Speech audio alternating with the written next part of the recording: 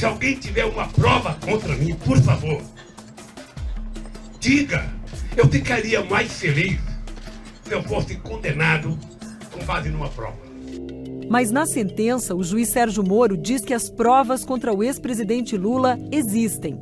E ele as detalha nas mais de 200 páginas da decisão.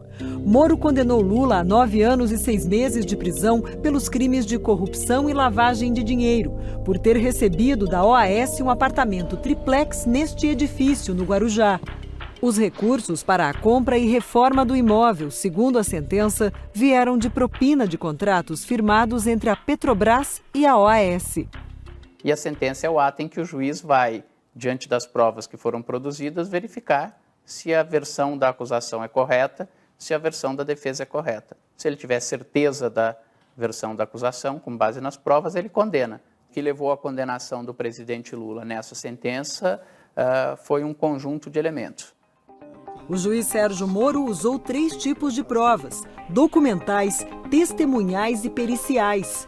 Uma sentença que tem várias provas, pouco importando a natureza dessas provas, documentais, periciais, testemunhais, ela é uma sentença mais forte do que uma sentença que tenha uma única prova. Quando Moro ouviu o depoimento do ex-presidente Lula em maio passado, assegurou: eu lhe asseguro que vai ser julgado unicamente com base nas leis e na prova do processo. O senhor pode ficar seguro quanto a isso. A sentença de Sérgio Moro começa avaliando as chamadas provas documentais. As primeiras provas citadas são aquelas encontradas na casa de Lula, em São Bernardo do Campo, no ABC Paulista. Esta é a cópia de um termo de adesão assinado pela ex-primeira-dama Marisa Letícia, em 2005. O documento mostra a intenção em comprar um apartamento neste prédio, no Guarujá, litoral de São Paulo. Marisa, que morreu em fevereiro passado, se interessou pela unidade número 141. O casal guardava em casa um segundo termo, sem assinatura. O papel indica o interesse também pelo apartamento número 174. O prédio estava sendo construído pela Bancop, a cooperativa habitacional dos bancários de São Paulo. E na sede da Bancop foi encontrada mais uma prova que está na sentença: uma ficha de inscrição para adquirir uma cota no prédio do Guarujá, com data de 2005, em nome da ex-primeira-dama Marisa. Existe uma rasura no campo onde aparece o número do apartamento em que Marisa e Lula estavam interessados. A Polícia Federal periciou o documento. Os peritos concluíram que a proposta originalmente foi preenchida com o número 174. 174 é a unidade que corresponde ao triplex, com 215 metros quadrados de frente para o mar nos últimos andares do edifício. O número foi rasurado para 141, um imóvel menor, de 85 metros quadrados nos fundos do prédio. Com base nas provas, Moro conclui na sentença: havia intenção oculta de aquisição do apartamento 174, ou seja, o triplex. Na decisão, o juiz Sérgio Moro afirma que as investigações mostraram que Lula e Marisa pagaram 50 das 70 prestações do apartamento mais simples, o 141, e que o casal parou de fazer os depósitos em 2009. Na mesma época, a cooperativa Bancop, que estava com dificuldades financeiras, entregou o prédio para a OAS. Com a mudança, a numeração dos apartamentos foi trocada. O 141, o imóvel menor, virou 131 e o 174, o triplex, virou 164A. Nessa mesma época, os cooperados com cota no prédio tiveram que tomar uma decisão. Ou ficariam com os apartamentos e pagariam o restante do que deviam à OAS, ou desistiriam dos imóveis e ganhariam o dinheiro de volta. Na decisão, Sérgio Moro diz que há prova documental de que Lula e Marisa não realizaram nenhuma opção, nem foram cobrados a fazê-la. E que, interrogado, Lula não deu explicações sobre esses fatos. Ele soma tudo isso com o fato de que ele diz que houve uma reforma personalíssima, uma reforma que mesmo funcionários da OAS disseram que é uma reforma absolutamente atípica para os padrões da construtora. O juiz Sérgio Moro enumera notas fiscais da reforma, todas emitidas para a OAS, para comprovar que a empresa pagou pelas obras. Moro conclui: os custos atingiram mais de R$1 milhão e incluíram a instalação de elevador privativo, cozinhas, armários, ampliação do deck da piscina e até eletrodomésticos. O juiz também usou como provas depoimentos de réus e testemunhas. Entre acusação e defesa, mais de 70 pessoas foram ouvidas por Moro neste processo. A engenheira da OAS, Marilza Marques, afirmou que esteve com dona Marisa Letícia no apartamento e que a ex-primeira-dama era tratada como dona do triplex. A senhora pode responder essa questão? Afinal, ele era tratada como uma adquirente potencial ou uma pessoa para a qual o imóvel já havia sido destinado?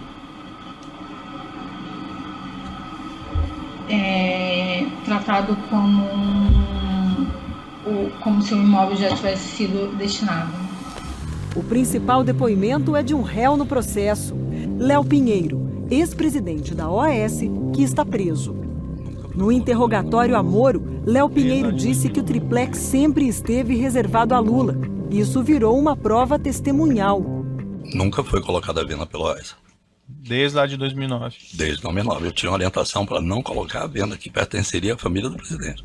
Léo Pinheiro disse também que foi o próprio ex-presidente que pediu para conhecer o imóvel. E ele disse, olha, eu gostaria de ir com minha esposa visitar o apartamento. Você pode designar alguém e tal? Eu disse, não, absolutamente, presidente, eu vou pessoalmente.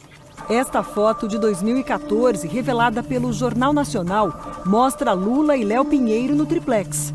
Depois dessa visita, começou a reforma, que incluiu a instalação de um elevador e a construção de um deck com piscina. Outros dois ex-executivos da OAS, Paulo Gordilho e Roberto Ferreira, afirmaram ao juiz Moro que acompanharam a ex-primeira-dama e um dos filhos, Fábio, numa outra visita ao apartamento. Pediram para botar uma cobertura na área da churrasqueira, transformar a sauna que eles não usavam em depósito, pedindo para aumentar o deck, pedindo para botar um filme refletivo no vidro que circundava a piscina lá em cima.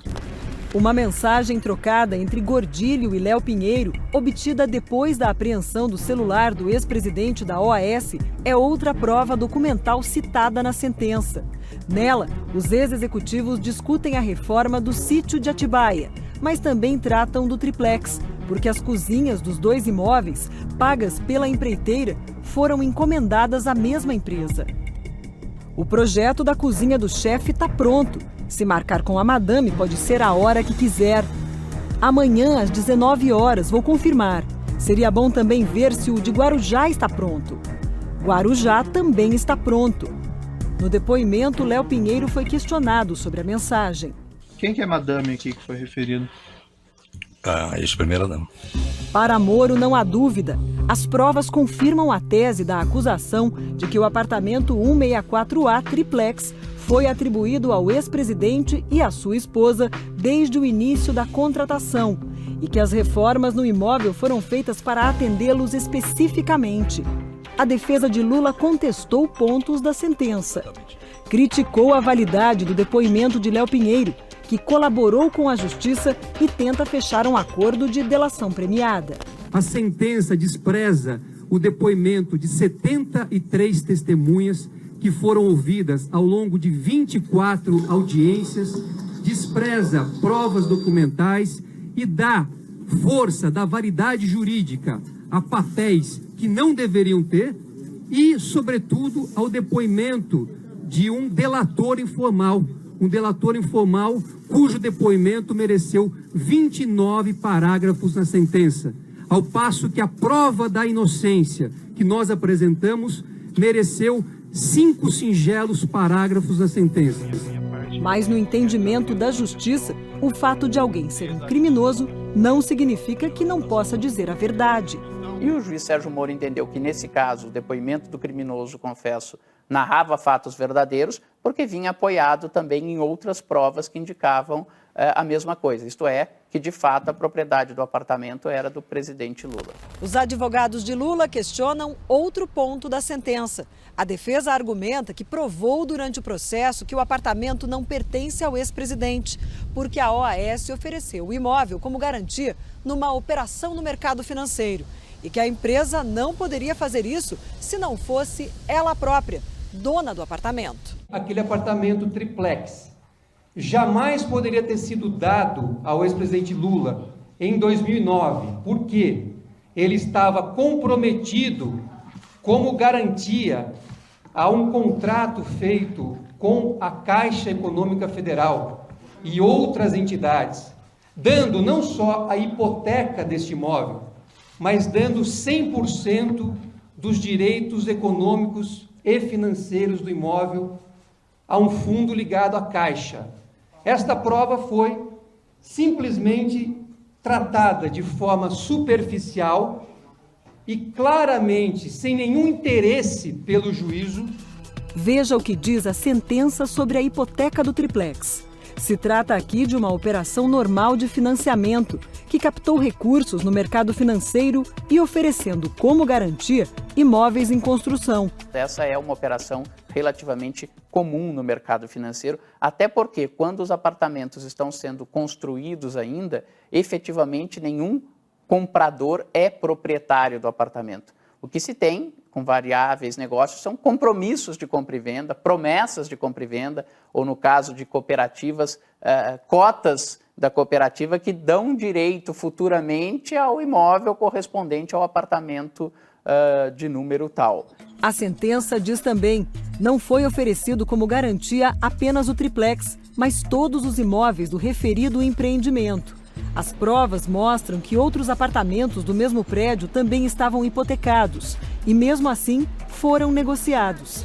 Quem explica é o professor titular de Direito Civil da USP, Carlos Alberto Maluf. No processo, existem outras matrículas de outras unidades, de outros andares, tem nada a ver com o triplex do ex-presidente, que também consta essa hipoteca e foram negociados com terceiros, com outras pessoas.